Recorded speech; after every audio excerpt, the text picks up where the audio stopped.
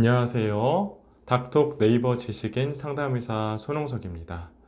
코골이혹은 수면 무호흡과 비염 그리고 축농증 같은 질환들이 관련이 있는지를 질문하셨는데요. 결론을 말씀드리자면 물론 관련이 있습니다. 비염 혹은 축농증이 있는 경우에는 많은 경우에 특히나 이런 것들이 이제 만성적으로 지속되는 경우가 많다 보면 그 자체로 우리 코 안에 있는 비강 그 안에 공간을 좁아지게 하는 경우가 많습니다.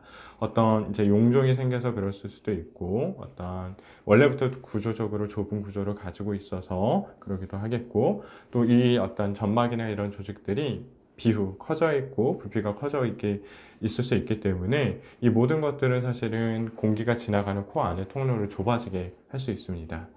그럼 이것이 이제 무호흡과 어떤 관련성을 가지느냐? 수면 무호흡이라는 것은 수면 중에 우리 기도를 이루는 여러 조직들이 힘이 풀리게 돼서 특히나 이제 목젖 그 위쪽에 연국의 혀 이런 조직들이 힘이 풀려서 아래로 축 늘어지면서 기도를 좁아지게 해서 발생하는 것이 곧 무호흡인데요. 비염 혹은 축농증 때문에 비강, 코에서부터 공기가 들어오는 입구에서부터 이게 좁아져 있는 경우에는 실제 막히는 부위는 조금 더 깊숙한 구조인 목젖을 중심으로 한 연구개와 혀 이 부위지만 이 부위가 좁아지게 될 확률이 훨씬 높아집니다.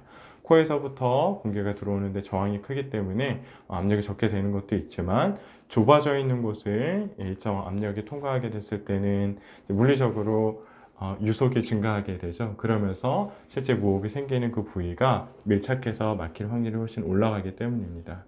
수면 무호흡이 있는 경우에 상당 부분의 사람들이 비염 혹은 축농증 같은 그런 질환을 가지고 있기도 하고 또 역으로 비염, 축농증이 있는 경우에 수면 무호흡의 위험성이 올라간다라고 말씀드릴 수 있겠습니다.